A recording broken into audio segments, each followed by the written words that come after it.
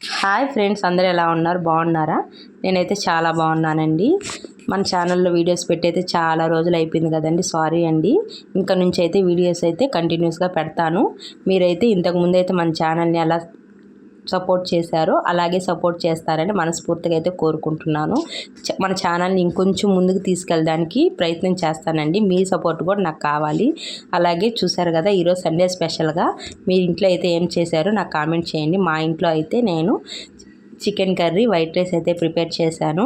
ఈ సండే అయితే సింపుల్గా వంటలు అయితే చేసేసానండి. Only white rice and chicken curry అయితే చాలా టేస్ట్గా కుదిరిందండి.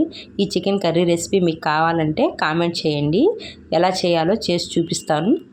అలాగే వేడి వేడి వైట్ రైస్, చికెన్ కర్రీ వేసుకొని తింటే చాలా బాగుందండి. అలాగే కంటిన్యూస్గా అయితే వీడియోస్ అయితే వస్తాయి మన ఛానల్లో.